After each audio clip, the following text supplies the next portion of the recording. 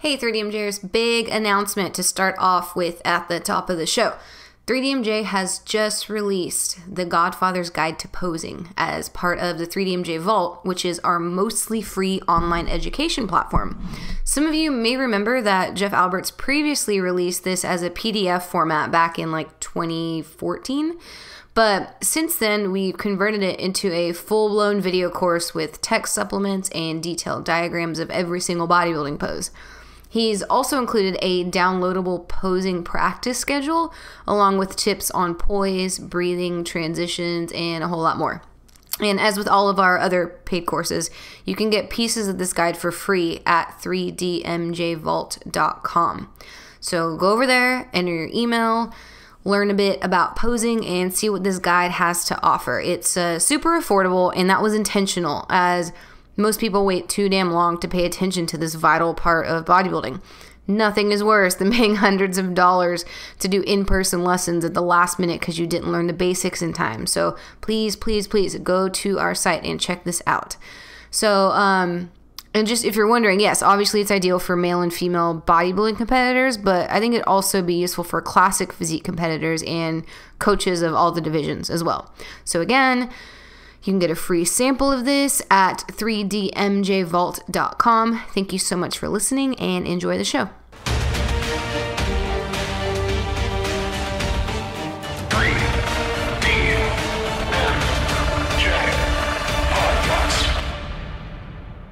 Hey 3DMJers, this is Andrea Valdez and you're listening to the 3D Muscle Journey podcast. Today I'm talking to Eric Helms and Brad Loomis about the practice and skill of lifting weights. This episode will take an in-depth look at how and why it's important to treat your weightlifting as a craft. For powerlifters and Olympic lifters, this is not a new or novel idea, but you'll hopefully get a lot of value from hearing all the specific ways that we encourage our athletes to improve their practice and tell you guys what we do ourselves in the gym on a daily basis. And if you're strictly a physique-focused athlete, you may not think this applies to you, but you may change your mind or at least reconsider the value of skill development after hearing this one. The three of us will discuss pre-lift rituals, mental and visual cues, equipment needs, warm-ups, competition day prep, injury risks, 1RM considerations, and a bunch more stuff in between all that. So as always, if you have any feedback or comments on this episode, go to 3dmusclejourney.com or to our YouTube channel at youtube.com/team3dmj and leave it under podcast number 78. Please enjoy our episode on the skill of lifting with Brad Loomis and Eric Helms. So we all lift. Great, Brad. You're right. We do all lift. We all lift. We try to do it skillfully. There's a certain amount of skill. Yeah, we try to do it skillfully. Speak for yourself. Yeah, Eric just likes scaring his barbell when he is about to deadlift. Mm-hmm. I'm about to tear you up, fool. That's right. I know. He's so sneaky about it. What I'm talking about is if you've never seen Eric deadlift, you should. Is it on your Instagram? Somewhere back in the day. That was that was a while back where you did like a light deadlift versus a heavy deadlift, and you do the same setup. And it's a visual delight, really. It's a treat. It's a treat to watch. It takes about 10 seconds. All the powerlifters in Auckland say that I do a fake out conventional setup. Because I walk the bar, and then I extend my hips, and then I go to sumo after that. So yeah. Okay. So Eric, can you tell the listeners why you do that crazy shit before you lift? Because I'm a crazy motherfucker. No. The real reason is that it helps me get into the same position. And if I get out of position on a sumo deadlift, especially, although really any lift this is the case, then the lift goes much worse than it could have gone. So it's, especially on the sumo deadlift for me, I find I'm constantly questioning the width of my legs, the angle of my feet, and like my grip position with my hands, and then at what point do I start pulling? And if I get in my head, I'll typically do it poorly, or I'll do it right but be so in my head that there's really no oomph to the lift, and I'm weak.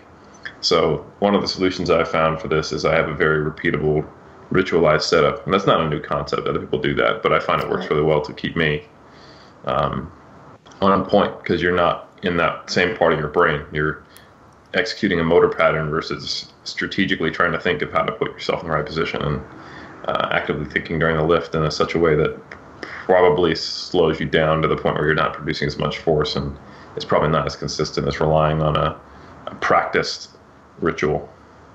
Right. And I guess this is one of the, well, it's a good place to start if we're talking about the skill of lifting. It's like before we even lift, there is this ritual. And for context, Brad, if you want to keep going, like we're not talking about like a bicep curl ritual. Like what lifts are we talking here? Where do you think it's important? All that stuff. Yeah, definitely the ones where the most skill is involved. Because just like Eric, I don't vary from my ritual on my squat. You know, I pretty much do the exact same thing every single time. You know, whether it's a warm-up set or a 1RM. You know, and in addition to everything that Eric said, I just do it because it kind of more so narrows my focus. This is something I put a blog out here just recently where it gets me out of the environment. I kind of forget where I'm at, and I'm not thinking about what weight is on the bar, and I'm just concentrating on, you know, my ritual, and you know, sometimes it surprises me at how I do get lost at where I'm at, you know. And when the lift is done, it's like then the blinders kind of come off, and you realize, oh, you know, I'm at the gym or something like that. And so each of my lifts just seem to go a lot better, you know, when I do narrow that focus. But yeah, I mean, at the same time, like I said, Andrea, do I really do that on my cabs? You know, no, not so much, you know, or really any machine for that matter, because machines are just kind of fixed plane. And so, you know, a lot of times you can just kind of hammer those out. But yeah, and I think what you said too is like it's just kind of expanding on that. Sorry. No, go ahead. No, you go. No, when you say skill, it's that more things can go wrong, right? Like you said, a curl or a calf raise or most machine movements, right? So many things are so fixed for you that whether or not you do, like, whether or not you're in the zone is not as dangerous as we say the big three or compound movements of any kind, right? So squat, bench, dead, snatch, clean, but even things like a leg press too, I'd argue that having some type of breathing pattern can keep you from injury and stuff like that. So it's like, I guess the more joints are involved, the more things can go wrong. Therefore, it increases the need of having some type of, doesn't need to be like an insane ritual, but something that ensures that you're in the proper position. Because of all the things, right? Like we said, it could be mental, it could be about focus, it could be about all that, but more than anything, like Eric said, like, are my feet the same width? Because when my muscles are used to the same width, if I put one of Eric's feet 6 inches inward, it's going to affect a lot of things. Yeah, that's a good point. But what else are you going to say, Brad? Well, I mean, and a lot of times I just like to try to eliminate any of the unnecessary things that might just help me. Well, it just helps me not puss out, you know, because especially with the recent training that I've been doing, it's a lot of heavy lifting. You know, it's a lot of 90% and up. Lifting. And so if there's anything that I can do where I'm not thinking about what I'm lifting and increasing the chance that I'll be successful, you know, I'll do any and all of those things. And like I said, if I'm thinking about my ritual and I'm thinking about perfectly placing myself underneath the bar and doing the exact same thing every time, I'm not thinking about the load on the bar until I actually unrack it. That's funny. I'm the opposite. Like, as far as, like, when you're saying I'm trying not to think about it, I'm always, like, super mindful of the weight and what I need to put into this weight as part of my ritual, you know? It's funny. Yeah. Yeah, see, and I do the exact opposite. Two different ways to get to the same place. Yeah. Make sure that you give what you need to the weight. Yeah. Yeah. Do you have anything research-wise off the top of your brain, Eric? Because it's what we use you for, is just a Rolodex of fun facts. But is there anything that we missed as far as, okay, it puts your body in the right place, mentally, You know what I love? increase your focus? This is totally outside of the realm of what we're talking about, except for what you just said.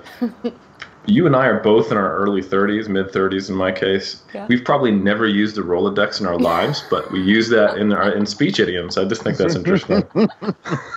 No, when I was little and I went to work with my mom, she definitely had one, so I've definitely touched one and seen one.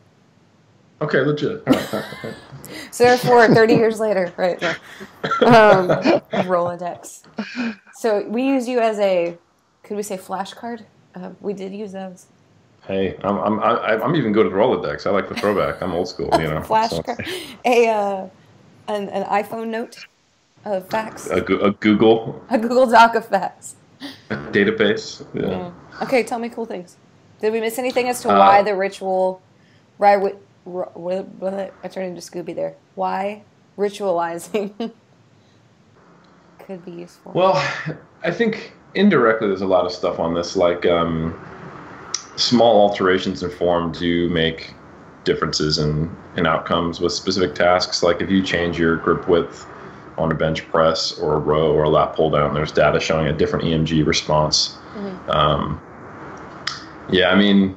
And so I don't think there's really any good research in this area. But there is a lot of stuff just on being in a better mental state results in better performance. So there's actually a study that recently came out showing greater force production if you swear, so just showing the effects of arousal. Not saying everyone should swear when they lift, but there's also studies showing that people yelling at you positively to lift will improve performance, which is why more or less universally in max tests in exercise science labs you get a whole crew of early 20-something master students yelling at you, Yeah.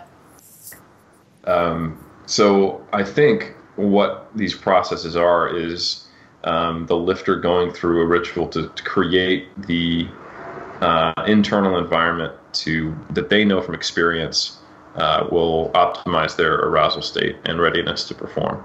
And it looks very different in everyone. Like, for example, Lane Norton lifts very differently than I do, he gets himself extremely psyched up, and he performs best on a very high arousal level. On the other hand, there's Mike T, who looks exactly the same every time he does it, and is a pretty calm lifter. Not super calm, obviously, because it's still powerlifting, but there's a spectrum there, and I think it looks the same though in both of them. Like he always has the mad stomp, and Mike always sounds like a piston, whether he's gonna deadlift 70 kilos or over 300, so. Yeah. Do we get into, when you say mental readiness, in this podcast, do we get into self-talk? Or? I mean, self-talk is, I don't know if that's more, it's about execution of the skill. But I think overall, I just think it's important to view lifting as a skill versus just something that your muscles do. I think that might be the bodybuilding background could learn a little something from the powerlifting background, and obviously, strength athletes, Olympic lifters, powerlifters should already be thinking of it this way to some degree. Yeah. So, and I'm going to keep all this in here, but for the remainder of the podcast, do we want to talk about heavy lifting in general, or more specifically to the big three, whether you're powerlifting or bodybuilding, or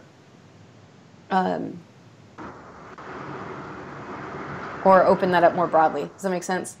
Do we want to keep addressing it as the big three, and then people take what they want from that?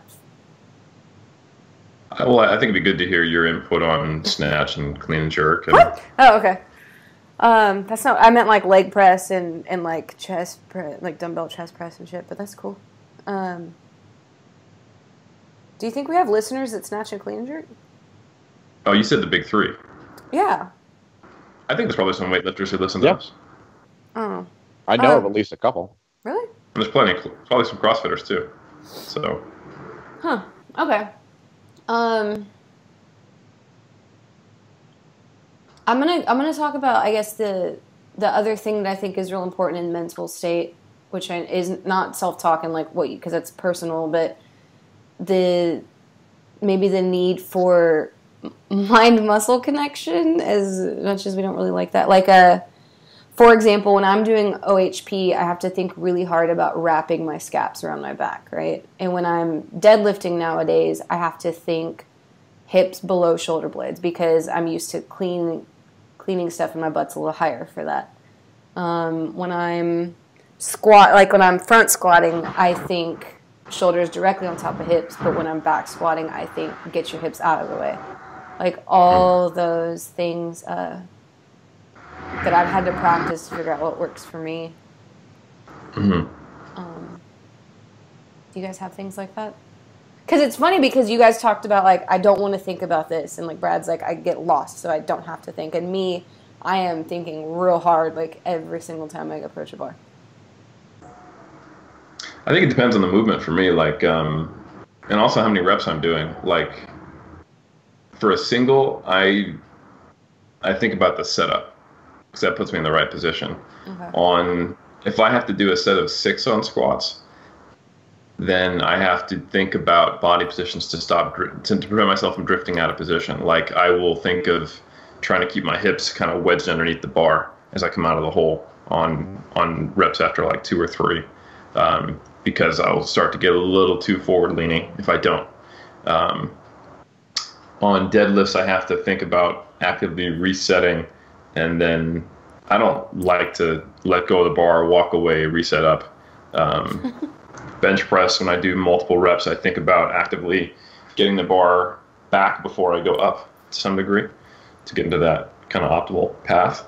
So yeah, I definitely do that. But with singles, it's more about getting that setup perfect and then just executing. Yeah. Now, Brad, how would you say that someone comes about these things? Like, as a lifter, right, if I'm listening to this and I'm like, oh shit, what should I be thinking about? How do you think you develop that? Wow, yeah, that's a good question. Because I have to kind of think about it kind of like as how I came upon it, you know. And sometimes it's just, I think people learn more. Eric, I think you actually talked about this. They actually learn more about doing something the wrong way. And so sometimes you do something that was a little bit, risky, and then you think to yourself, wow, I need to figure out ways to keep that from happening again. Mm-hmm. And I think sometimes you learn kind of backwards that way.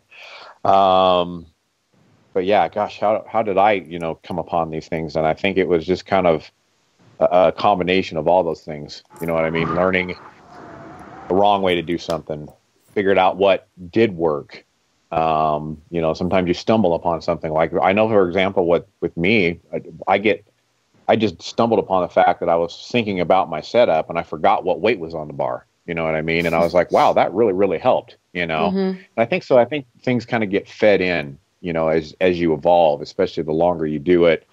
And, I do a fair amount of heavy lifting. So I think some of these things were just from necessity. And so I just had to figure out ways to increase my chances of success. Whereas, prior to that, when I was always, really never, I guess I should say 1 rep maxing, I didn't find the need to have all of these nice little tools that helped me out and increased my chances of success. So yeah, I guess a long drawn out, answer to that question is, sometimes the need and the necessity kind of helps you and points you in the right direction as to when you need these things and what will help and what won't and what you need to include and what you don't. Yeah. Yeah, I would agree. I think, I would think about, okay, well, what were the big form alterations I made that then I stuck with? How did I come upon that? Well, I conventional deadlifted from 04 to 08 until I got tired of hurting my back. And I was like, well, I got to try something else. I'm going to do sumo. And then have subsequently never hurt my back on sumo deadlifts, believe it or not. And so then it was just a matter of trying to figure out where was I strongest on sumo. And like, there's a video, if you watch the first time I deadlifted 500 pounds, I think it was 2009, which another reason why I stuck with sumo was literally the year after having conventional deadlift in the mid 400s for 4 years. I pulled 500 within months of switching. But I'm looking basically at the ground still with like a rounded upper back, and I just yank it off the ground as hard as I can from that position. And then I get stuck like right near lockout and then barely get it. So I have like, I still have that same pattern, but you're looking at me and you're like, oh my God, like you didn't keep it close, and you weren't patient, and it flew off the ground and got stuck, and that's not how sumo is supposed to go. It's supposed to struggle off the ground and then accelerate through the lockout. So now I've been like, from watching that video over and over and then talking to people and getting, feedback, and then noticing that I always get nailed at lockout and can't finish, I've had to try to adjust my form and figuring out, okay, maybe I can widen my feet a little bit, get a better bottom position so I don't feel like I have to yank it, and then I have to try to keep a more upright position, my hips lower and the bar against my shins, and really try to tighten my lats. And so those types of things I have come through poorly deadlifting first. I would agree with Brad. Like, I think you get constraints from doing shit wrong if you're self-aware and also open to criticism, and also seek out peer advice. Yeah, and then vice versa, right? You might do something a smidge different, and you're like, oh shit, that was easy, or that was easier, or that felt better. Yep. Or, yeah, same. I'm trying to think of the biggest alterations I made too. Like the most recent one is like a dynamic start for my Olympic lifts. Because when I was learning, I used to like get in my position, hold it, stare at the wall in front of me, and then lift from there. And now I'll like lightweight twerk like 3 times and then lift. So like a few I'm kidding, I don't actually twerk, but like a couple leg pumps, and then I'll pull myself back. And it made a huge difference on my snatch, small one on my clean.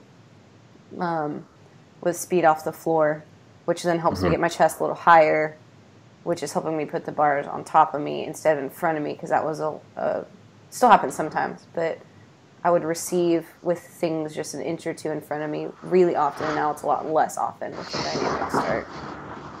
Yeah. Okay. That was good points, Eric. Valid indeed. I found probably more of an issue for less mobile people. I don't think this would probably be something you relate to, Andrea, but when I switched from high bar to low bar, I had always been I just lifted and chucked tees for both my deadlift and my squat prior to that. And when I switched to low bar, I found I had a really tough time making depth. So I decided to get Olympic lifting shoes to see if that would help. And it helped tremendously, and all of a sudden my low bar felt way better when I was lifting in Olympic lifting shoes. And that changed my technique a little bit. I didn't have to widen my stance or point my toes out as much, and I found myself narrowing my stance on low bar.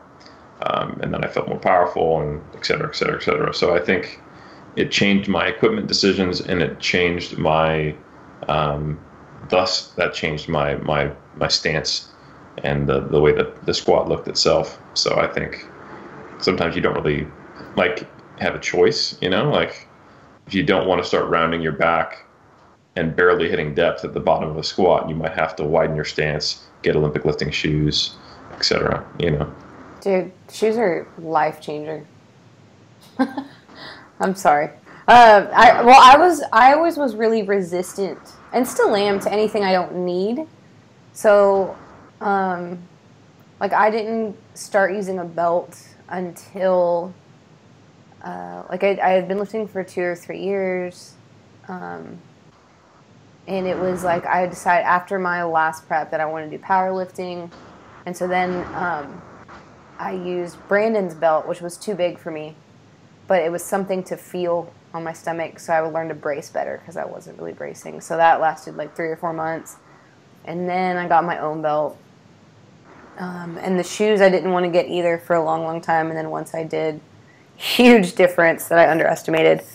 I didn't like wearing knee sleeves, and I didn't need them at all, or I didn't like using them at all until the amount of volume I do now with like my training was like my knees were just killing me. But I personally, that was my stance on it. But I know, Eric, you'd said that you think belts, you have found in research that belts are almost always useful. More positive. Yeah, I mean, it depends on the individual. Well, it depends on the sport, I should say. Like, if you are a rugby player and you are going to be running on the field without a belt, you know, and you need to have good dorsiflexion to get low and move, and that's bending having a lot of ankle flexibility, I should say. And you need, like, and you wear a belt so you can lift heavier, and you wear shoes so you can hit depth comfortably. That might, like, you need to be mobile. So maybe the issue is you need to work on ankle flexibility and don't lift with a belt, because you're not trying to lift as much as you possibly can necessarily. You're looking to be strong in that squat pattern and have it transfer to the field. And maybe they're just such different movements that it won't transfer anyway. But if you're a power lifter, unless you just keep forgetting to bring your shoes and your belt to the meet, you can always wear them and always gain the benefit and lift 10% more. So it would be a foolish thing to do to not wear them and then to not practice with them, because the research does show that the first time you put on a belt, you're probably not going to be able to produce as much force as when you get used to what it's like to brace against it, and it changes your form. It alters your form a little bit. Like bar path on a squat is a little bit different when you wear a belt versus not. It's typically better when you wear a belt. You can stay more upright. So I don't see any reason. All of the arguments I've heard against wearing a belt are normally not based in fact, like that your core is going to get weak if you wear a belt, or it has some detriment long term. Like it's almost kind of like the natural fallacy playing out with equipment. Like you got to do it just raw the way it is naturally, or it's going to have some negative consequence. And it's not really based in fact; it's kind of based in philosophy. So like the barefoot running. Exactly. Which yeah. Think about those people. Vibrams caused so many injuries because, like, we grew up in like our foot is evolved to be on an uneven surface, right? Correct. And then the problem is that when you go, so therefore today in the modern world where the entire world is basically flat and hard, not malleable and something you can run on, you should be living in frickin' Seattle and then running on concrete and walking on concrete with no arch support. It's like, no, we have to have, like, alteration is there because we're in an already altered world. But anyway, sorry. I digress. Okay. Remembering back to 2010 when everyone lost their mind and injured their arches. But so the belt thing. So the argument is you'll get a weaker core by using a belt, or it will make you weaker when you don't wear it, or something like that. Not been shown in the research. If anything, most people like you, Andrea, found that they learn to brace from wearing a belt. It gives them the ability to feel how, when they are pushing out, because the belt feels tighter. And the EMG research backs that up. You actually get higher EMG values, not only in the core, but also in other muscles, because they can, like the limiting factor will now not be as limiting because you can stay tighter. So higher EMG activation in the rectus abdominis. At least probably the same in the external oblique. And even if the few studies where it does show less in the external oblique, if you think about it, you can't lean side to side, so they don't need to activate as much to stabilize you. So you're more stable, allowing you to push harder with everything else. And typically the bar path looks a little better when you're wearing a belt, which is why the first time you wear a belt, you can't produce quite as much force. So it's something to practice with and to definitely keep in, at least on all your heavier weights, so that you have that ability to express more strength when it comes time to compete. Yeah. And conversely, I don't know if that's the right... conversely, if I'm talking about CrossFitters... Yeah, all right. Conversely, if I was like a CrossFit competitor, this is something that you'll see a lot more often with them, is them doing as much as possible without a belt. Some very strictly don't wear one, which kind of blows my mind, but that's cool. Good on you. Is because, like, when you compete and you have, like, snatch, then rope climb, then box jumps, whatever, and you don't want to wear your belt for the snatch because then you have to lift it up and jump with it. And you know what I'm saying? Like because you're not doing a 1 RM, it's just a logistic pain in the ass. So can I? Because I don't know. Because I want to ask you in a CrossFit competition, if you have snatch and rope climbs, can you snatch with a belt and then drop the belt and do the rope climb? Yeah, but I mean, you can be equipped, and people do that, but that's time that might be wasted. So you mean that the time to take off the belt is something that they're not worth whatever the more that they would lift and snatch or the ease of snatch? Correct, but again, it's pretty rare that it's that high. Maybe snatch was a bad example, like a heavy clean, right? Because a lot of people don't snatch with a belt, or at least not like a below 90% snatch. Yeah, but there's always that equipment concern as to taking things on and off and the time that it wastes or the weight that it continues to carry. And some people, like, it's the thing is it changes workout to workout within CrossFit. Now, I could definitely see the argument in CrossFit because there are aerobic and anaerobic components and acrobatic components and shit. So, but yeah, if you're just going to get up there, squat, and then walk away, and you get your lights, then yeah. Yeah. So why? Okay. There's something I was going to say that you had mentioned. Oh, we were talking about, was it rugby players? Really any team sport athlete. Yeah, but you mentioned mobility, and this is something that blows my mind a little bit, and I think it does go with the skill of lifting, there are a lot of bodybuilders and powerlifters I know that can't comfortably like chill in a squat for more than 10 seconds. Or to get into a squat, they need a heavy-ass weight to help them get there. Yeah. I used to be like that. That shit is so crazy to me. Yeah, so like circa 2006 or 7, I want to say, I used to say stuff like, man, when I'm warming up, 225 pounds and 135 pounds feels terrible, and I don't start feeling like less painful until I get to 315. Oh my God. And depth was a lot easier as I got heavier and heavier. I don't have that issue anymore because I think I just do things like train smarter, program better, warm up. Yeah. Yeah. Well, and like Brad, even like your back squat is very, very wide, very low, very hingy, but you can still get in the squat at 46 pretty fucking easily. You know what I mean? And I think that that's part of the skill is that, in my opinion, you shouldn't load anything that you can't do without a load. It just makes quite a bit of sense. But it's pretty common in bodybuilders too, like leg pressing heavy when I'm like, but you, what? Yeah, you can't sit in a squat. Well, I don't see an issue with that because the bottom of a leg press isn't the bottom of a squat. That's probably a better idea. Someone can't sit deep in a squat. Well, if you only go with the range of motion you have before your back rounds, yeah, you're not going to be getting anywhere near depth, And it depends on the angle of the back pad. But I'd rather have someone who can't do a squat do a leg press. There's nothing wrong with that. Probably safer. Yeah.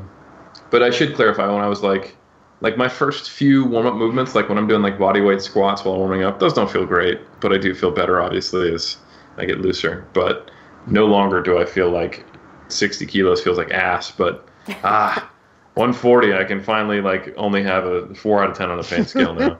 Well, and maybe that's a skill too, right? Because for someone like Brad, like and Brandon's the same way. Well, no, not the same way. Like the heavy oh God, get it out, Andrew. Okay, so the heavier that you go, people's bar path changes. You know what I mean? And some people don't account for that. Like sometimes I'll look at Brandon with 135 and I'm like, ooh. And he's like, just give me some time. And then when he actually like loads it, I'm like, oh, that looks good. But it's because he can't do his form that he would have with like a 300-pound squat when he has like 100 because he'll fall backwards or forward. Or backwards, sorry. You know what I mean? Yeah. Like when people judge light weights and we'll talk shit on people's lightweight, like barbell squat or 95-pound squat or 135 squat, and then it gets better. Like that's different than what you're saying when you said it felt like ass. No, yeah, like I was in like my IT bands and my back hurt when I was squatting 225 pounds, but at 315, they hurt a lot less, but still hurt. Yeah. But yeah, I mean, a lot of times too, like until you're warmed up, you don't really feel like you can comfortably fully accelerate the bar either. So sometimes when the bar path slows down and you're not pushing hard, it'll look a little more forward leaning or whatever, on light weights. Can we talk about warming up as part of the skill and not being an idiot?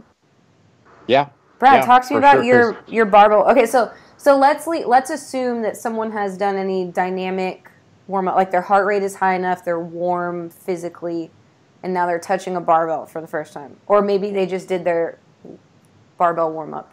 You know what I'm talking about? Like the complex that gets them. So their body temp's high, and they are mobile/flexible enough to do these things.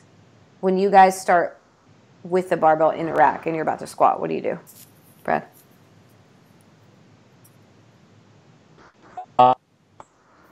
I was going to start at a different place, if that's okay. Okay, pick a different place. Forget I said that. But then I can loop it. I can easily loop it back around. We don't even need a loop. I don't need that. But yeah, one thing that I notice is that I can kind of tell when I'm not warmed up or when I'm not ready to squat. And sometimes I need to get underneath the bar, even if it just does have 95 pounds or 135 pounds or whatever. But yeah, I mean, sometimes, I should be able, in my opinion, I should be able to squat almost regardless of weight, fairly pain-free.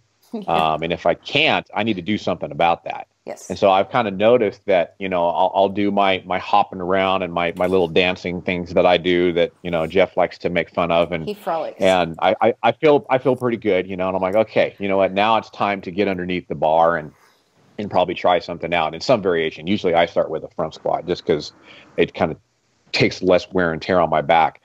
But I'll get underneath that bar and I'll be like, oh my gosh, my IT bands are killing me, or my hips are killing me. And I'll do more reps and see if that helps, because sometimes that helps, because you start activating those muscles and then it's like, no, it still doesn't help. You know what I mean? And so then I'll be like, I'm not ready. I need to do more warm up, or I need to do something a little bit different that usually has worked in the past to get that area warmed up, et cetera, et cetera, et cetera. So I think that's important, in my opinion. I'm of the opinion that if you're in pain, squatting 30% of what you have, on the docket for today, you should probably, continue to do something to make that pain go away. And maybe it's just because I'm older. I don't know. But nonetheless, I thought that was pretty important to say. Yeah. Yeah, it's at the very least not fun to squat with pain. And I have noticed that if you pay more attention to your warm-up and do different things, you can at least reduce the pain pretty consistently. Yes, exactly. So then, kind of looping around to what you said, once you get underneath the bar, what do you do? Like I said, with my, because I'm kind of weird in that I do have a little bit different warm-up system with my squat, but that's strictly because I've noticed that the more warming up squatting I do, back squatting, my back just gets tired, and it's probably just because I have this crooked, jacked up back, Well, and you have a very hingy squat too. Very hingy, yeah, and it's just due to a couple of things. But I have noticed that if I front squat, my back is not fatigued as I'm warming up. You know what I mean? And so I guess I should pull that out of my my point in answering the question. That's okay. Because it is a little different. But nonetheless, like my other lifts, once I do get underneath the bar, first of all, getting back to what we talked about before, I still do the same thing. It's the same setup. When I get underneath my bench, it's wedge my shoulders under the bar, get my feet placed, all that kind of good stuff that happens with it. Every set, do it the same way. Every set, it's a little bit heavier. Usually it comes with a reduction in repetitions. And then till you kind of get to that point to where, what happens then? Nothing. It's the same thing. It keeps being the same thing as you're ascending in your weights. And I don't think really anything changes. You know, it's just you're doing the same thing, practicing that skill every single time until you do get to your, I guess, your working sets or your performing sets. So, yeah, does that answer the question? I hope. Yeah, it does. And what I wanted to get out of it too, which I don't know if maybe I'm sure both of y'all could give insight or whatever, but something that I didn't realize was uncommon or I thought was I didn't realize was so common until I started working with powerlifters or bodybuilders who would also like to powerlift was until I asked and took a look at the way they were warming up, I didn't realize that you could, it's not that I didn't realize, people mess that up pretty often, like do a full workout before they even get to their working sets. Yeah. Or just start throwing, just start throwing giant weights on the bar real quick. And I think we did talk about this in another podcast, like the appropriate amount of pounds, I guess, or percentages to jump upward, and the reps that go with that until you get to your first working set or whatever. Maybe. Yeah. Do you have like a general prescription for it? Like I know what I do. And I know that if I look at someone's written description, I'm like, wow, like that's a lot or whatever. But I think we have a general warm-up. Yeah, I mean, I think it also depends on, is it the first pushing exercise or like the third? Or is it and is it an accessory single joint or is it, a compound lift?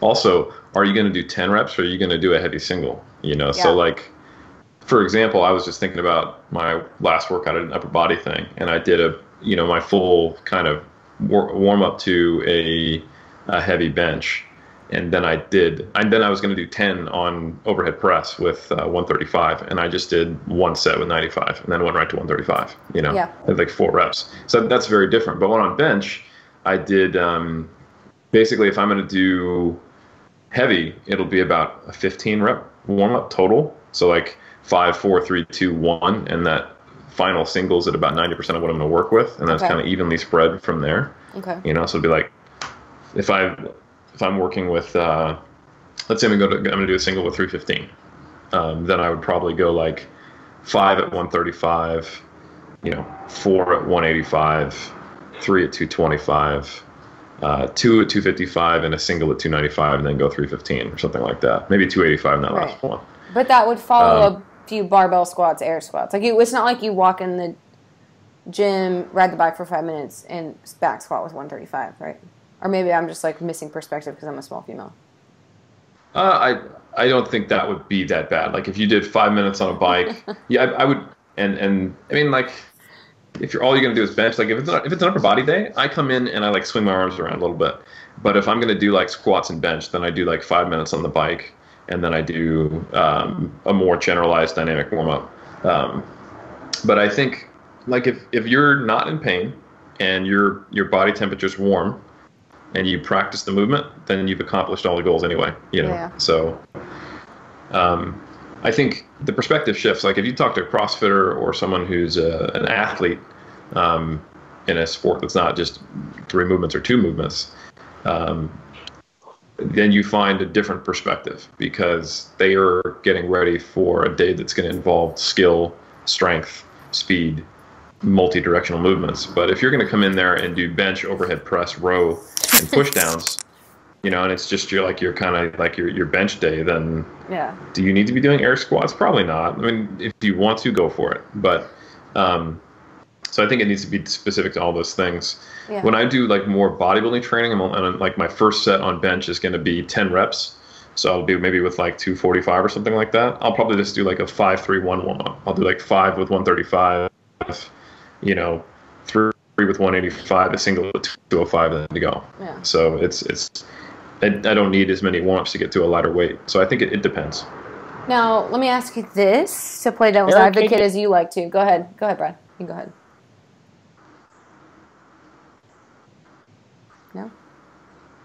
Well, I was just going to ask Eric to kind of talk a little bit about how performance increases to a certain point, when you warm up. Because I know that a lot of, like I remember a while back, I took my dad to one of my competitions, and as I was warming up, my dad says, "Gosh, that's awful heavy. Aren't you going to wear yourself out?"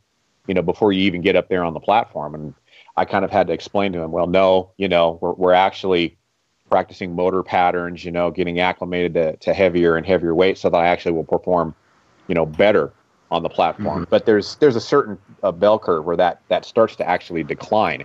And Andrea, that's kind of what you were talking about when you actually start kind of introducing fatigue, into those muscles that you're going to be using. But I know that Eric's got a lot of cool, kind of things that he's shown where, you do actually perform better, when you get to a certain point in your warm up and can actually, exceed your expectations. Yeah, like a 5 to 10 minute dynamic warm up pretty consistently will likely improve like power and force production. But that's very different. Like, like my most extensive warm up I'll do, it's a total of 15 reps, and starting at like 50% of 1RM and going to 90%. But I've seen people who, like, if they're going to do 5s or 10s, all their warm-ups will be the same weight. So like I'm going to do 3 by 10 at 225. So that means I do 10 at 135, 10 at 185, 10 at 205. I'm like, dude, the only one of those that probably didn't fatigue you was the 135, like you. So I think people don't really understand what the goal of a warm-up is. And once they do, they make better decisions. If it's just to get your body temp up, and just to lock in a motor pattern and then to acclimate your nervous system to a load close enough so that it's not surprising and that your form's so different that you're not prepared for it, then, why would you do 10 reps at 205 before doing 225? You just do a single. Yeah. So what I was going to say, and it's come in, I'm like forming an opinion as y'all are talking, right? And I'm like, what is the problem that I see a lot, or what I feel is the problem when I said I see people warm up in a way that I feel is inefficient. This is just in my opinion, but I think what I'm trying to get at is I in my bones believe that a lot of people, especially powerlifters and bodybuilders, don't do the body temperature / general warm-up thing. I don't think they take that very seriously. I feel like there should be a lot more of that involved, and then the heavier weights tend to be overdone. You know what I mean? Like, so, like how you said, there's a 5, 4, 3, 2, 1, and before that there's a dynamic warm-up. But I feel like a lot of times people might like skip the warm-up, or they consider like their 10 reps at 95 pounds a good enough warm-up, but then they'll do like 10 and 10 at these heavier weights. And so I feel like that's, in my opinion, I think there should be more work to get your body generally warmed up, and then less stupid shit at the when you're actually under the barbell. And keeping, and I don't think those should be even, in my opinion. I don't think you should spend 30 minutes before you get to work, like to your warm-up sets, and then 30 minutes in your warm-up sets. Or I don't think you should do 5 and 5, but I think maybe a better balance, I'm just throwing shit out there, would be like twice as long with the general warm-up as you do under a bar before you move. And I'm just like forming this opinion as I'm talking, but that's kind of how I see it, I think. I don't think, again, that there's right or wrong, but I think that that's what I tend to see. Like, a powerlifter will just come in and get under a bar, but then they'll do a whole bunch of like pre-working sets at heavier weights. Yeah, I mean, you don't want to do a specific fatiguing warm-up, Yeah. Directly, yeah. So yeah, I think that 5, 4, 3, 2, 1 is probably going to be really appropriate for most I think so too. Powerlifters for most rep ranges.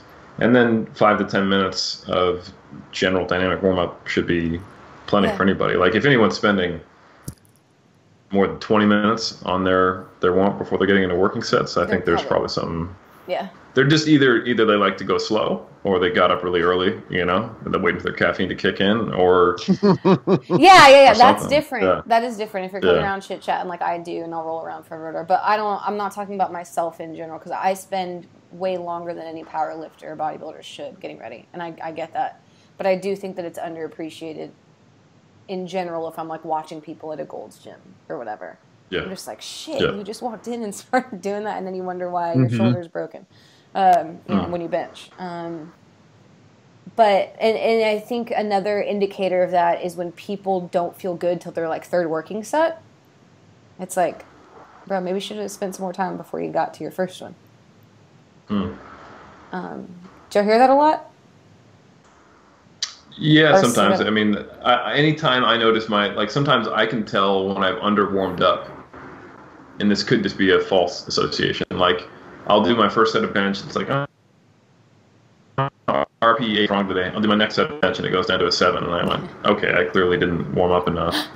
So that's normally an indicator to me, and I take note of that. I see that as behavior to correct. Yeah. Yeah. Well, and that's a good point too. Accounting for weather change, like right now, Texas never gets this cold, so I'm spending a lot more time on the bike before, or wearing a lot of clothes. Stuff like that. If you wake up really early, when your natural body temperature is going to be lower. Like if you do a morning workout versus an evening workout, you probably need to warm up more. Yeah. See, Brad's yawning. We should have done an afternoon podcast for him instead of a morning podcast. We should have warmed up for our podcast.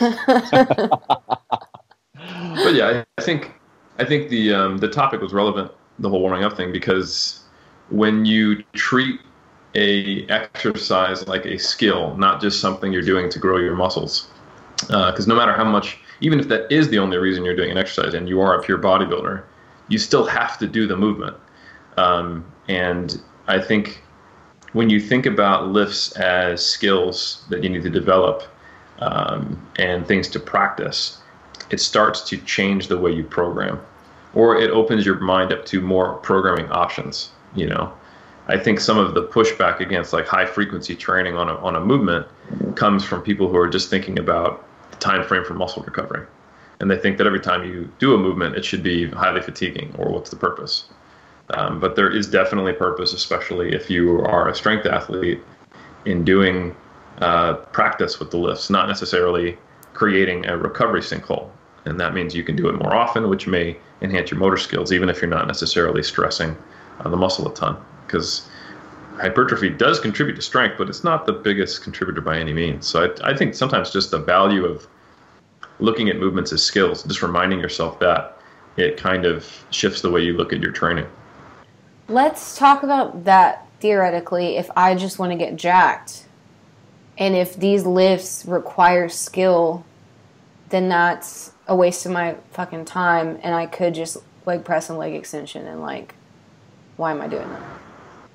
I mean, I'm not even necessarily against that philosophy. Yeah, that's what I'm saying is this whole conversation matters for powerlifters. Like, we know that. No, regardless, yes. It fucking matters.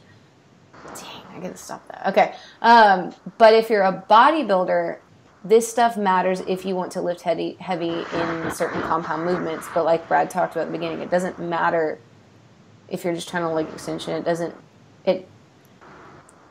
It doesn't matter for everybody, right? But what I want to hear from you, Eric, and what I was trying to lead to, is like, why?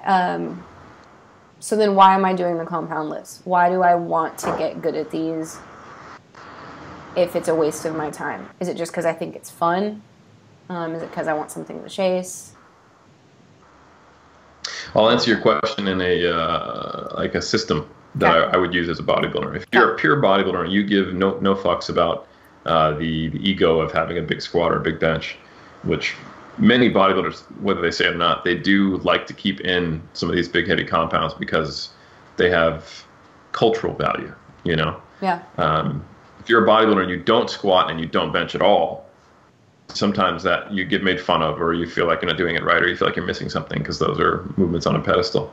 I think a good way to look at it, though, is the first way you evaluate an exercise as you go, is this an effective exercise that I enjoy that agrees with my biomechanics for stimulating muscle? Meaning, will I be able to do it without getting hurt consistently?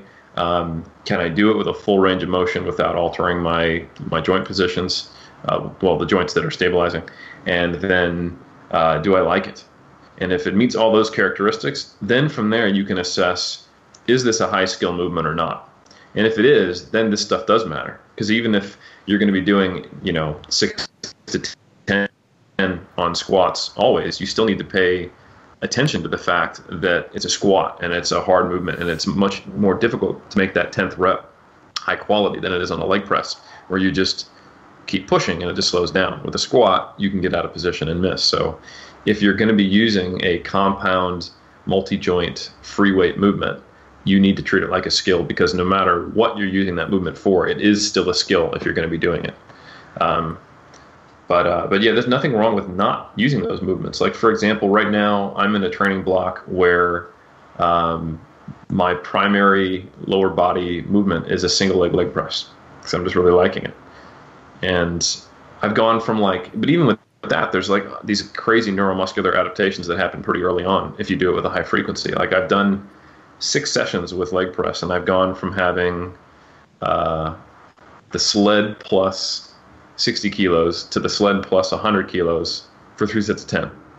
So like, that's a pretty big increase in strength, but I've added like 10 kilos a session.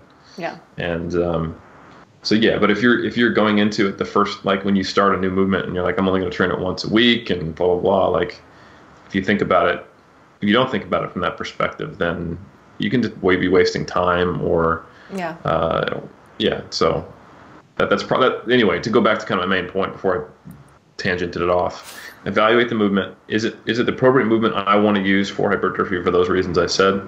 And then, okay, is it a high skill movement from there? Then you think about your programming a little different. There's value in a skill day or a technique day or a power day, even though you're doing 6 to 10 reps on squats and stuff. So yeah. So if you decide to do these things, all of this really does matter. But you don't, if all this sounds like a lot and you just don't feel like messing with it, no one says you have to unless you want to be a powerlifter. Yeah. Yeah. I would probably include some compound, like, I don't have a great reason for this, but I would think probably like dumbbell pressing would be better than a chest press. Maybe not.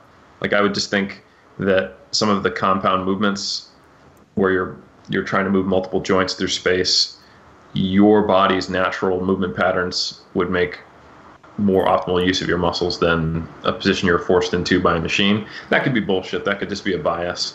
But yeah, I probably wouldn't just go exclusively machines all the time on everything. Yeah, in your opinion. It's always hard because, like, in my opinion too, I'm just like, but wouldn't you just like want to be a good mover? Like, I'm always thinking like for life, like, because if, let's say you always do squat, bench, or not even that, let's say you do chest press, leg press, if you never have anything where your body has to brace itself and you go like, you have a heavy 5 bags of groceries and you snap your shit up because you never do anything like diagonally or twisting or stabilizing. I don't know. Those are things I think about. We do that stuff in life. It's not like... No, I know, but yeah. I don't know. We talked about this in the aging podcast, but I'm lightweight always thinking like, how can I be awesome when I'm 70? That's my opinion on it. It's just the only reason why I'd always want to have like some functional things in there. It's like, but I want to be a really active old person. Yeah. That's stupid. Well, if you were to take an old person and have them do like the Life Fitness machine circuit, that's true. That would probably help them a lot. Yeah. So. That was all good things. Like if my grandmas wanted to go lift 5-pound dumbbells, I'd be stoked. But if they also wanted to do like 15-pound machines, I'd also be stoked. So these are good points you have. These are good points you have. And you're right. Because you lift groceries, it's not like you're going to slip your shit up lifting groceries when you have 2 bags instead of 1. All right. Specificity. All right. Gotta get that Audience, grocery forget training. everything I said. Forget everything I said. That's just me like imposing my CrossFit movements on everybody. Unless you do kipping pull-ups, you're probably going to get hurt buying groceries if you're 70. That's exactly what I was saying.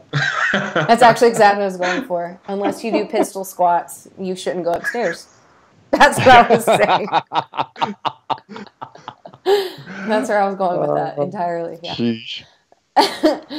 Okay. Skill of lifting, as we are an hour into this. We talked about a lot of before things, not so much during. I don't know if we should, because we talked about pre-lift rituals, mental cues, equipment, warm-ups. I was going to say, kind of during training things that can mess up the art of skill, right? Or the art of lifting, the skill of lifting. The art of skill. The art of the art of the skill and the skill of the art. Zen and the art of motorcycle maintenance. For lifting. But yeah, something I just noticed recently, and I told you guys this in our meeting last week, that I've gotten fat, right? And I had to move my belt. And so something that played a big role in my performance of the lift was I had to move my belt like mid session. I had to move the lever out because I was actually in pain because my belt was so freaking tight, right? And you know, kind of like you were talking about earlier, Andrea, how like, you know, shoes were such a game changer. Yeah. You know, and I've noticed that if I don't perform my lift in the equipment and the same, you know, settings, how much that messes me up, you know, and you guys can kind of expand on this if you want to, but boy, changing that lever belt so that it was a little bit looser, it changed the whole feel of the whole session. Things that were usually very hard felt harder. You know what I mean? The squat just felt terrible. I wouldn't have done that. I would not have done that. Like continue to lift with a looser belt, because I would have felt like everything was just like I could do it the other way. I could tighten my belt and keep lifting, but I could not have loosened my belt and continue the lifting session. Oh, and I mean, don't get me wrong. It wasn't something that I was just like, oh, I'm going to do this. I like battled. You know what I mean? I'm like, okay, I'm going to try another one. I unracked it. Oh shit, that hurts. Put it back. You know, loosened my belt up, put it on, unracked it. Oh my God, it feels terrible. Put it back, tighten. I mean, I literally, this was like an hour long. Put the belt here, put it back, put the belt here. But my point is that you want to, especially if your sport is involves, you know, lifting that lift, you know, under as part of your sport, as part of your score. It's important, in my opinion, to make that as reproducible as possible in training, you know, and making sure that your belt is always on the same setting and that you're always using the same shoe when you squat and the same shoe when you deadlift. And, you know, I think that's super important myself. Yeah. And Eric, you can feel free to chime in, rebut, or, you know, otherwise argue. But, I think that's important too for CrossFitters. You know, like you mentioned, I think that it's harder, but yeah. Because a lot of times, Andrew, I see with you, when you do your powerlifting, you use your gray lever belt. Other times when you're doing your Olympic lifting, you don't use that belt. You use a different belt. Yeah. So I think we could talk about all of that, you know, and you know, how things get messed up when you don't have your typical lifting equipment. Yeah, my gym bag is insane, as y'all have seen. There's too much shit going on in there that I have to like change in and out. Yeah. And you know what, that's I don't know if I'm always the best example, because again, like when you're talking CrossFit, it's so different because I come from a gymnastics background in which, yes, that was it. It's like, because like powerlifting, right, you have this very specific routine that you practice a very certain way. It's a closed sport versus like basketball, people throw shit at me or whatever. Like, this is just me and this piece of equipment, right? So I'm wearing everything I want to wear, the same grips, the same wraps. I tape things the same way. Yeah, so that, as the nature of my being, as y'all know, I like consistency, but also that's the sports I was raised in. So I am embarrassed by how much I love everything to be exactly the same when I train. I mean, everything, if I could. But that could be a little bit of personality too, not just the sport you're in. That's what I'm saying. Like, it could have been just personality plus the way that I was in gymnastics. Because even then in gymnastics, you can have the same setting, the same brand of equipment. But if you go, like, I remember I would go to meets, and like, I'm from Corpus Christi, and so the weather's very humid. And it's usually a lot hotter. If I went to like a meet in Dallas in the winter, I would be like, I can't hold the bar. Like, the chalk is not sticky enough. Like, I can't do it. Like, little shit like that was always just like crazy to me. But then again, you have, like I said, there's a lot of logic in CrossFit where like there's some people that won't wear lifting shoes because they want to be able to, when they arrive at their CrossFit competition, have one pair of shoes that they use for, like, I wear Reebok Nanos for my snatch, for my clean, for my mile run, for my rope climb, for, you know what I mean? That it's the exact opposite, because that whole theory is like, be ready for everything, get comfortable in everything. So, well, and again, really for most of our listeners, go ahead. I'm really glad you said closed versus open sport, because I think everything changes when you have to respond to a defender. or respond to a changing environment. Yeah. And the whole theory of motor learning even changes. Like if you look at some of the theorists in strength conditioning who are trying to teach motor skills to like team sport athletes, they want to have you practice the same skill in a slightly different environment all the time, so that you can maintain a good movement pattern despite reacting and all that stuff. And that's just not necessary in powerlifting. In CrossFit, somewhere between, because while there's not going to be a defender, they're not going to ask you to play basketball. Well, I guess they could ask you to play basketball at this point, right? But we have all kinds of weird shit going on, but but because you have to ride a bike now. It'll be a closed. You may not expect what's coming, but it'll still be a closed sport, the event you're given. Or a closed event, I should say. So you need to be adaptable, but you don't necessarily need to approach it like you're a football player, you know? Right. Yeah. It is a weird hybrid like that. But like I said, for bodybuilders and powerlifters, you have so much control over what you're wearing, what you're doing, what you're looking at. Like, I can't lift in front of a mirror. I know some people can't. Like, I can back squat in front of a mirror, but I cannot snatch in front of a mirror. And, you know, and I used to, up until I was getting ready for my first powerlifting meet, I really liked watching myself squat. I really liked having the mirror there. But when it was like, oh, they're going to be staring at a crowd, okay, so now for the next 6 months, I'm going to practice turning away from a mirror or blocking a mirror. Like, I know Berto at CJ's gym would always, like, hang a yoga mat over the squat rack so he couldn't see himself in the mirror. And then when I'm in the mirror, right, I always look outward, like directly at my face. But when I knew I had to compete in a powerlifting meet, and I was like, okay, well, there's going to be a crowd of people and a judge right in front of me. I'm now going to learn to squat looking at the floor 10 feet in front of me, because that will always be empty. You know, it's like that was something I considered. And so that's my favorite way to back squat now, is not looking out forward. Because if I was ever at a powerlifting, or when I did compete in powerlifting, I knew that there would be people and possibly moving objects out in the distance, and I didn't want to ever have to deal with that. Yeah. So being mindful of what competition day looks like, I guess, would be... It's the same reason you practice in a singlet, right? To know what that feels like. I forget, man. There was something before Brad went away that I, like, totally was, like, going to bring up, but I can't remember. Yeah, I know you brought up the concept of not just things you do before, but things you do during. Yeah. During. Oh, because earlier you'd mentioned we're making fun of your setup, which is great. The setup is great, but how you like me, if you have to do triples, you hold the bar. And I know a lot of people, especially nowadays, are under the belief that because you do singles only in powerlifting, that you should step away and reset every time. And then there's going to be people out there saying, like, well, so-and-so does it, and you don't, and, like, why not, and what's better, and should I, and all that stuff. So can you speak to that as far as why that's a growing trend and why you don't do it?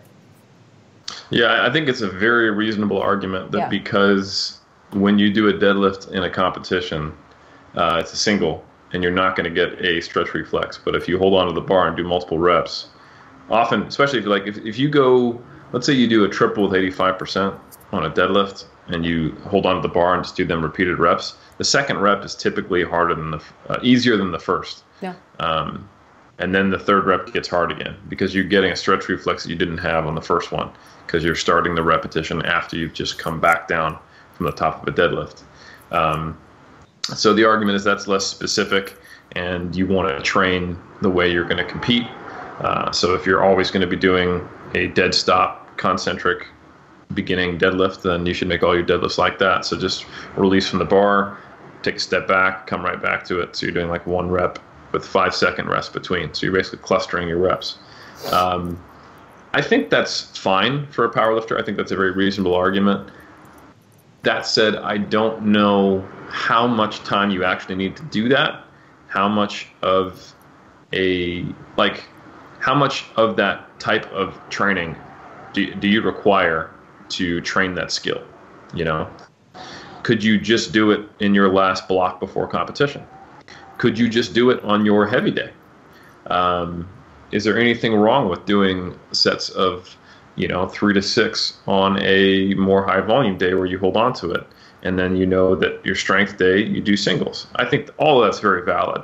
And for me, I just find it annoying to have to let go of the bar and come back every time. Mm-hmm. And, some people are like, well, that's just a sacrifice you have to make. I'm like, or I'll just do it on my heavy day when I'm actually doing singles, doubles, or triples, and it doesn't take 5 hours because I enjoy training more, or just do it in the last 8 weeks before my meet. Because I just don't think that if it's like my last meet of the year was in November and the next one's in April, that it's crucially important for me in early December to be doing, 3x6 on deadlifts with putting 5 seconds between each rep, and then just wanting to just quit the sport because life's stupid and this is a waste of time. I just feel like an asshole when I do that, for 55 reps. I'm like, this is so dumb. I'm 6 months out from it, and I've done this, and I've had this conversation in my head. I'm like, I'm 6 months out from a meet, and I'm deadlifting 70%. Why? It's already not specific. So why am I trying to make it a little more specific? This is like putting a belt on when you do your bar warm up with a squat. Got to be specific. It's not specific. It's 20 kilos. You squat 200. It doesn't matter if you have a belt on or not. So that's his 2 cents. Yeah. So yeah.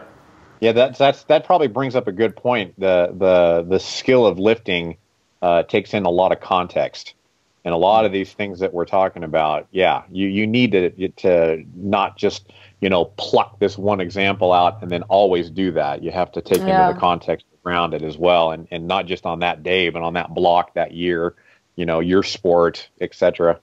Yeah, because I'm the opposite. I never in my life have done full resets for deadlifts, but I would lift, put it down, keep my hands on the bar, deep breath, lift, put it down, keep my hands on the bar.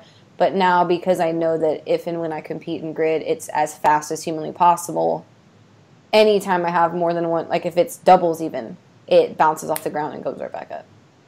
Yeah, resets would be less specific for grid because you specifically do deadlift ladders with multiple reps on each one. Mm-hmm. Yeah. I'll have again, context. 20s. Yeah, I'll have 20 sometime. Yeah. Not often for the listeners, just so you know. Or the other day we had heavies, but it was you have 2 reps, or you have 2 sets of 2 singles at 90% with 30 seconds rest in between. Mm-hmm. So I'd do a single, watch my watch, watch the clock or whatever, 30 seconds, and then do it again. So I can learn to do heavies less often, or with less rest in between. Rest times is a skill. You know what? We could go over all this shit, but I think in general what Brad said when you were I can feel when I'm not warmed up. The same with rest times, the same with putting on a belt, the same with whatever. When we say lifting is a skill, it's because we can feel shit after this many years. So there's a lot of these things that beginners might be trying that it doesn't matter because you don't know what it feels like. You don't know the difference between I flexed my abs or I braced against the belt. You don't know the difference between now I'm warm and now I'm not. Or if you don't know the difference between RPE 7 and 9, you actually can't do this stuff. So maybe we should just talk about the time component and the fact that you just have to do hundreds and hundreds and hundreds of reps to even know what we're talking about. Yeah, I didn't change from conventional to sumo, like I said, until I'd been lifting for 4 years. And then I didn't actually figure out how to do a good sumo lift until maybe 2 years after that. So I'm looking back, and I've been lifting for 14 years, so I'm looking back 8 years ago to the time when I thought, I was just learning shit. But that had been after I'd been lifting for 6 years. So if you've been listening to this and you've lifted for a year or two, yeah, you're an intermediate, but at the same time, you're also just not going to have necessarily the same level of awareness of small details. So I think that's very valid. And sometimes I think don't try to force it. I think that's a good one, because a beginner who changes their movements all the time, you just never learn anything. Yeah. You know, you have to actually stick with something. And if it's bad, you will figure it out pretty soon. But everything's bad when you first try it on the first time, So, but if you never really give yourself the opportunity to learn by changing things too frequently, when you don't even have the awareness to tell the difference between good and bad. Yeah, I feel like it's trickier with powerlifting movements than it is Olympic lifting movements to know when you're fucking shit up, because well, you know, because everyone inherently, like when you were born, like you can squat, right? You know how to press things off of your chest. So like basically the powerlifting movements anyone can do at a light to moderate weight, and you, like, everyone can physically do it. Like anyone who's a healthy adult in this day and age can pick something up, can push something off their chest, and can bend their legs, right? But whether you're doing it right or not isn't very clear until much later at much heavier weights. Whereas a snatch, like if you try to put a bar over your head, most people it's gonna fly everywhere. They're gonna be off balance. They're gonna drop it. They're gonna realize I suck at this. But I think I never thought about the opposite would be that powerlifting could be scarier because everyone can do it. So you don't realize how bad you are at it until much later in the game, or until you snap your shit up. Yeah, and a good way to illustrate that is when I've been Olympic lifting for 2 years, so I'm not a novice anymore, but certainly not anywhere as good as I was as a powerlifter. So the best snatch I ever did was 90 kilos, right around 200 pounds, right? Mm-hmm. And maybe maybe a 10 to 20% chance on any given day, so 1 out of 10 or 2 out of 10 lifts, depending on how good I was that day, I would miss a 60 kilo snatch, or like 132. That's 2/3 of my max. Just get out of position and go, oops, fucked it up. 1 out of 10 times. That's probably not inaccurate. However, like if you think about the equivalent on a squat, if you can squat 475, you are not going to miss 315. Yeah. Which is roughly 2/3 of that. I mean, some crazy shit would have to happen, like an earthquake occurred, like. Yeah. Like you're not going to miss a single with 60% ever on a back squat unless like a sinkhole opens up or something. It's just not going to happen. Yeah, and so again, like the very often argument, or something I say a lot, is like when people will DM me and be like, I'm getting into Olympic lifting, I'm like, oh, do you really want to do that? Because I'm always like, it's really hard, it's really embarrassing, you're probably going to quit in a month. Like, just think about it, try, like, throw a broomstick, try to snatch a broomstick for a little bit and tell me how you feel. Like that kind of stuff where it's like, it's really hard. So therefore, like, maybe you shouldn't try it because you're going to throw a shoulder out or whatever. But I forget that the opposite is, like you just said, like, because everyone can powerlift, you don't know you're bad at it. So you can have a really shitty pull and be like, this is no problem, and just start increasing weight, and then you slip a disc or whatever because you can physically pick it up. But should you be picking it up? Whereas it's super obvious in a cleaner snatch, like, you shouldn't be doing this. The movement will tell you should not be doing this. But it's scarier or not scarier, but it can be just as scary with powerlifting because you can get to those heavier weights quicker. Yeah. With shit. I found it's probably, I think I would have had a tough time hurting myself in Olympic lifting because I just couldn't do it. Couldn't lift heavy enough, yeah. No, yeah, like if there's a lifter who's they got a silver medal at the Commonwealth Games, which is pretty damn good here in like the Commonwealth countries. Who is a 105 lifter, so similar size to me. Mm-hmm. He has a back squat around 230, and he can snatch around 150 and clean and jerk around 180. So similar back squat and body weight numbers, but I can, like, my snatch is 90 and my clean jerk's 115. So like. There's so much reserve. It's not even funny, Mm-hmm. So, yeah, it's just a very different animal. Yeah, I think it just takes a certain amount of appreciation for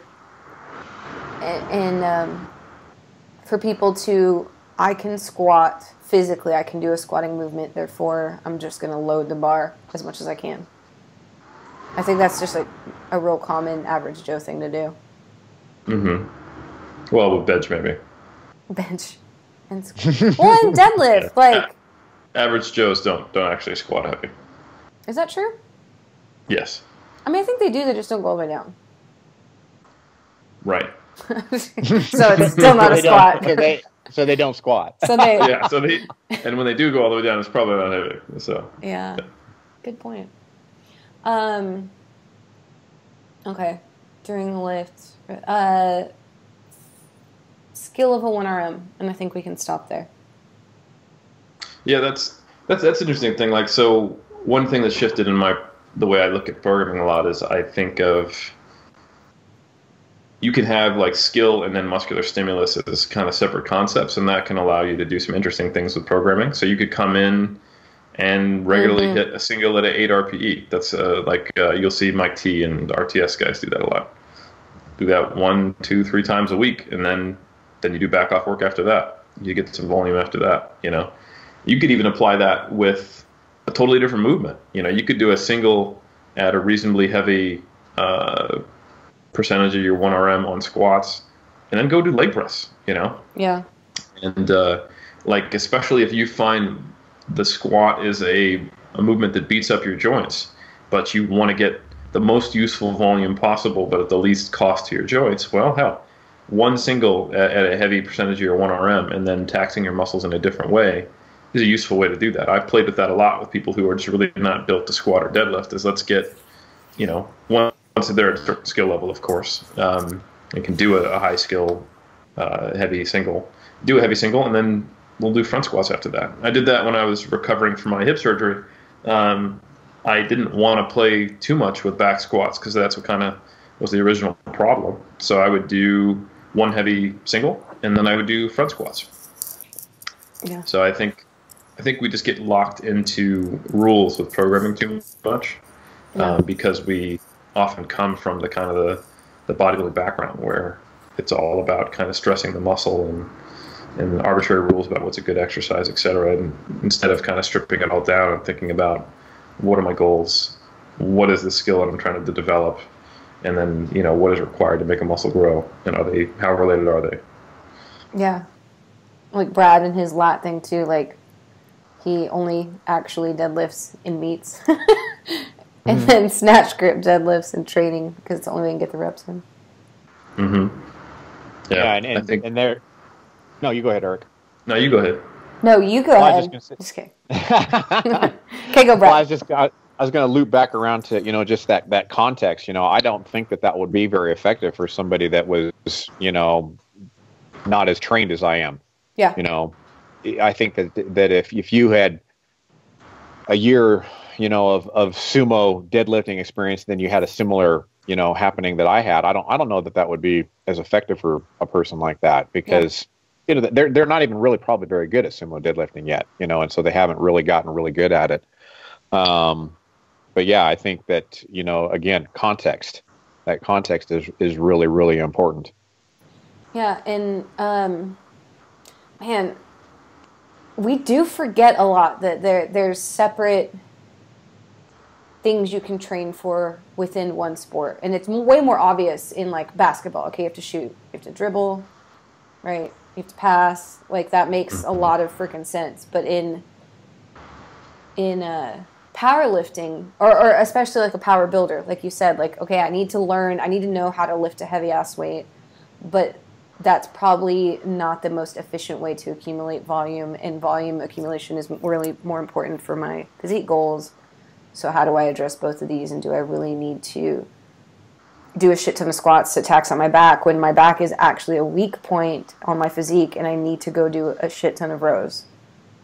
So how do I accommodate for that? Yeah, that's a really really good point.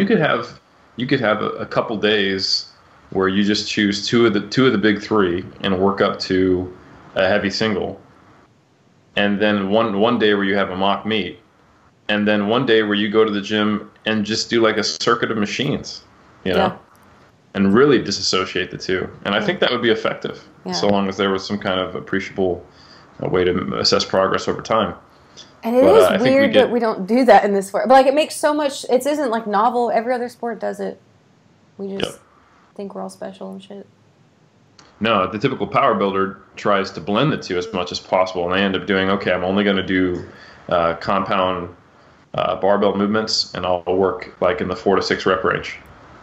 Yeah. And do more sets, you know? Oh, I have to sneeze. It's stuck. It was almost out, but then it didn't. Okay. That's fine. Like, if that's your goal, is like overall general strength with enough volume to grow, that's great. But also know that's probably the most stressful way on your body to get all that volume in. It's all compound lifts. It's all heavy, and you have to do more sets to get the volume in. And you're only training in the strength rep range, so the stress on your body is higher. So, man, yeah. Great points. I forget. We said fear management and 1RM, and then we ended up there. But that was useful. But that was really useful. But the reason you brought it up is right. Why not just skill wise, but like the mental reason why that is so useful to go heavy, like because there was a long time, or there's like a school of only testing every 2 months, 6 months, or something like that, right? If I'm a power lifter, because I don't want to. Like, some people think that testing is so high stress that it should be very, I don't say far apart. What am I trying to say? Like, not often. Hello. Few and far between. Yes. But at the same time, because some people don't need that, right?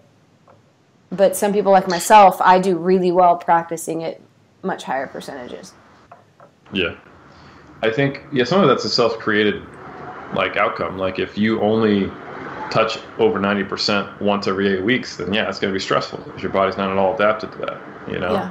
And you're not psychologically adapted to it either. Yeah. And it is a slightly different motor pattern to varying degrees from most people, how well they can transfer between lighter loads to heavier, the skill.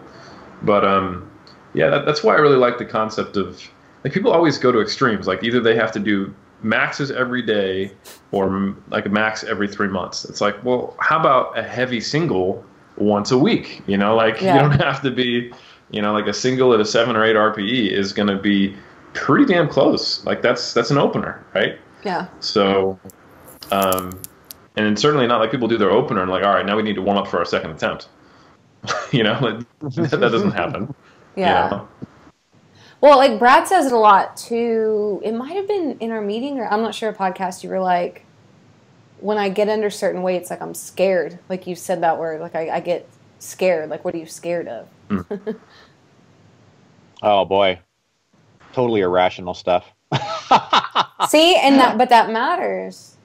Oh yeah, for sure. Yeah, and it's. I think it's just kind of one of those things where, when you're doing something a little bit new and a little bit different, it's kind of scary anyway, And so then you compound that with like, wow, I've never, these numbers I only see in meets, and now I'm seeing them 2 and 3 times a week. So sometimes that number, just kind of plays with you a little bit, and it gets you a little bit scared. Is the so fear how do you? Sorry. No, you go ahead. Is the fear of physically, like, being crushed, or is it the, fuck, if I don't make this, I'm not as strong as I thought I was, or something like that? You know what I mean? More so the former. Definitely more so the former. Even with safety bars? Yeah. I mean, let's face it. I'm old and I'm crooked. And some of my irrational fears are like, this is the 3rd time that I've done this kind of weight this week. What if I'm right in the middle of my squat and my back literally snaps? And in my mind, I'm like, I can actually feel my back like snapping. Totally irrational stuff. Brad, are you saying that your irrational fears are not rational? That's oh my God, it's like Inception. But yeah, and it's hard. It's a hard thing to deal with. To be honest with you, I would have no problem just missing a lift. You know what I mean? Because in my rational mind, I'm like, okay, does that really mean that I'm not as strong as I thought I was, or I'm digressing, or I'm getting weaker? No, because my rational mind kind of comes in there and it's like, it was a bad day, or, what, just for whatever reason, I just missed it on this day, which hardly ever happens. Keep in mind. Yeah. Shoot, I haven't missed a squat in forever, But there again, how do I deal with those kind of things? Like we talked about at the beginning of the podcast, get that out of my mind. Let's focus on what it is that I'm doing. Let's get into my little, zone, my little sequence of events that lead up to that, and just not get there and not get in my head and not do those kind of thoughts and those kind of things, Can I ask you a question, Brad? Yeah, go. So now, with you currently lifting the way I programmed for you, with doing the heavy singles multiple times per week, has that reduced, or maybe not reduced your fears, but has at the very least improved your ability to manage those fears with heavy loads? Yeah, for sure. There's a lot less fear now. That's good. Than there was in the first 8-week block, and I think a lot of it's just taking those little steps each week, each training day, and just, I think I'm stronger now because of it, physically stronger, and then also mentally stronger. But one thing I did want to say is that while, we were talking about, do these things necessarily matter? Do they not matter? What's important, what's not important? Like we said with beginners, a lot of these things probably don't matter. But at the same time, I want to, at least kind of advise people to keep an open mind and don't get so set in their ways that they will not. Some people are afraid to change their lift ritual, because they're afraid if they do change it, it's worked so well for so long that now I'm not going to be able to complete this lift if I change it. You know what I mean? But a big thing that kind of helped me out was having the open mind to change just one little thing, and that was visualizing in the first person instead of in the third person. And that kind of happened at the end of the last block, where I changed my visualization from seeing myself do the lift, to actually look, seeing in my mind the point that I'm looking at on the wall, and feeling the things that I feel, and the belt around my waist and where it hits my obliques, and and things like that, and visualizing more so in the first person and in the third person. And that's helped tremendously, in this last recent block of training, to where I'm actually performing better and there's less fear involved with lifting those heavier weights.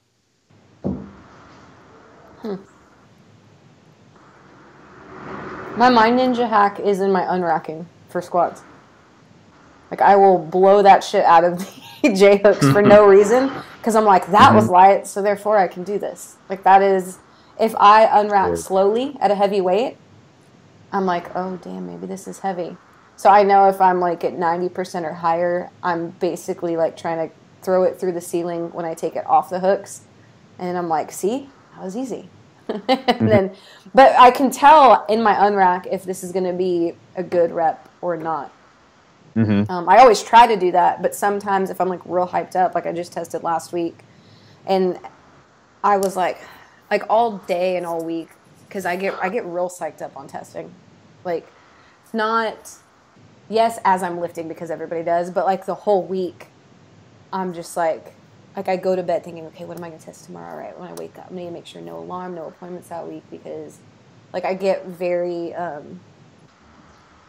excited, but not nervous excited, but I'm like, I see that I'm like, okay, I have an opportunity to express my strength and all the things I've been working on and all this stupid shit. And then like I knew all week that I was going to be able to physically do this, but then with like a 5% like, but if you don't, it's okay, And then as soon as I unracked it, I was like, oh yeah, this is going to be no problem. And it was like a 8.5 or something like that. Which, granted, obviously that doesn't work if I haven't done the training to support that. But that's always, like, I have a few of those in a lot of ways with a lot of my lifts that I have, like, indicators of whether it's going to be good or not, easy or not, made or not, whether I shouldn't do this shit today or not. And like you said, that comes with time. But confidence is a huge deal for me. Huge deal. Like, I won't try something if I don't know I have it. Not that I never fail a lift, but if I'm getting better at, damn, I probably don't have this today, maybe I shouldn't even try it. I'm getting better at that instead of just like going to complete failure on a heavy single. I'm getting better. I'm not great at it, but I'm getting better at identifying if this felt good, therefore I can't make it. Or if this felt bad, maybe I shouldn't go up 5 more pounds and try it. And it's a risk thing too, right? Like, I missed a jerk 1RM attempt like twice one day last week, and then had push press testing right after that. And my last warm-up felt heavier than I thought it should, but because it's a push press, if I don't make it, I just drop it. So I tried it anyways. But I'm not going to do that with like a back squat or a clean, you know. Mm-hmm. My caffeine must be kicking in because my mind is just going, Oh, good. Well, I do the exact same thing as you do in how the bar feels when I unrack it. Yeah, I can mean, tell. the only difference, I don't purposely like blow it out of there. You know what I mean? But I do it the exact same way every single time. And if it doesn't feel good, if I do my exact same thing that I always do and it feels heavy, I won't even do it. I'll just stop and unrack it, walk around, get back into my group, and then I'll get back underneath it and I'll do everything again. If it feels good on that one, then I'll go ahead and go for it. But it's kind of the same thing. I can tell right away, damn, that freaking feels heavy. I ain't doing it. And I'll just rack it, you know. And that's kind of the little ritual is I want that thing as soon as I unrack that. And because my back is so crooked, like I have to kind of offset myself just a tiny, tiny bit. Mm-hmm. And so if I unrack that bar and it feels crooked, I'm done. Rack it, you know, and go. I'm very particular that way. But it's helped my success. You know, like I told you guys, I haven't missed a squat in a long time. And I remember just last week, I got underneath the bar and I lifted it off and it came off so easy. I wasn't sure I unracked it. You know what I mean? And that was kind of one of those, no, I'm serious. That was kind of one of those things where I racked it because it felt too good. I was like, is that the right weight? You know, I wasn't sure if it was the right weight or not. Yeah. It was such a good setup that I almost was questioning whether or not I had the right weight on there. So, both ways. If it's not perfect and it's kind of like, I guess how I'm expecting it to be, I won't do it. You know, something bad for me is I think I get myself pretty like internally amped up for my squats. That when I unrack the bar, it always feels lighter than the last warm up. So like, let's say I'm working up to 200 kilos. If I did 180 feels heavy. I unrack 200, it feels light. And it's really good mentally. I'm like, yeah, I fucking got this. But sometimes I still miss, you know? I think like I've got my squat pretty dialed in as far as getting myself into a good position every time. But and I think that I do think it helps. I think like Brad, I think that's helped me succeed more often than not. But you've still got to be strong enough. Yeah. Well, I mean, and for the listeners too, we keep talking about the squat because again, the deadlift, with fear, it's like, so you just put it down. Like, it's not, no one's scared to try a deadlift. I mean, you could be, I guess. Yeah, you could be if you're back and. But you know what? Also, too, is something that, with the heavyweight practice, right? Is I do a whole lot of cleans and clean pulls. Like 90% of me pulling from the floor is not deadlifting. So when I did have deadlift testing last week, I was I can obviously deadlift a lot more than I can Olympic lifting pulls, and it's weird because of how not often I deadlift that I forget how much slower it moves, and sometimes I question myself because I'll clean pull around 200 pounds at my heaviest ranges, right? And I can deadlift over 300, but at like 280, 290, I'm like, why is that so slow? I'm like, oh, just because it is. Not because I suck, not because I can't lift it. I just have to keep reminding myself that it's not going to come off the floor the same way. And so I remember back in the day when I was just powerlifting, if something felt abnormally slow, I might drop it because it really is close to, like, it really is close to something I shouldn't be doing, or I end up standing with a hunch back or something like that. But now when I deadlift and it's slow, I'm like, that's just because it's not slow for a deadlift. It's just slow for a clean, and it's okay. And just keep pulling, it's going to come up, kind of thing. It's so funny watching pure Olympic lifters randomly get deadlift testing, because I've seen that in North Sport back in the day. Because without the powerlifting background, they don't even do that. Like, so they'll start a deadlift that looks to me like an opener, and then drop it at the knees and go, no. And I'm like, what the hell's wrong with you? Just finish. It was weird because it was just like, this was just last Saturday, and I was like, because like I have it on Instagram too, and everyone's like, nice pull, that's so fast. I'm like, oh my god, it felt like 10 years. Just 'cause I'm used to it having to fly up to my chest. Yeah. you'll ask an Olympic lifter, so what RPE is that, or how many did you have left? To think, oh, that was an RPE 9.5. There's no way I was going to get that a second time. And you're like, personally, I thought you had 3 more. It's just different. Good start to a set of 4. Yeah. Yeah, but I had to like mentally check myself. I was like halfway through it, I'm like, shit, I'm only halfway through this, but it's not heavy, but it's taking a long time. So what's wrong? But nothing's wrong. I'm just not used to it. Okay. So testing off, not necessarily testing, getting heavy, like 87% or more often can be a way to be less of a pansy when you lift. Mm-hmm. Word. Definitely. Okay. I think we've done a great job. How do you guys feel about it? I feel like we did a great job. Do you? Do we get a gold star, Brad? I think so. I think we covered a very wide variety of topics. So yeah, maybe 1.5 gold stars. 1.5? Shit. Like out of 1. Oh wow. Okay. I was thinking I'm like 5 stars, 50%. 1. That's kind of shitty, but okay. All right. Okay. Well, thanks for chatting with me, guys. Tree fitty out of 1. Yeah, and if they have questions, they can leave them other places of things we might have missed. They can do that on the IGs or on our website or on YouTube. And so I hope y'all do that. Okay. Talk to you later. See ya. Thanks so much for listening, guys. 3DMJ prides itself on keeping this show, our blog, and our YouTube channel as free and relevant sources of information for our community week after week.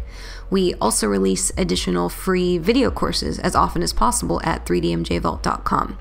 If you'd like to help support our mission and our work, please consider becoming a monthly patron of our endeavors.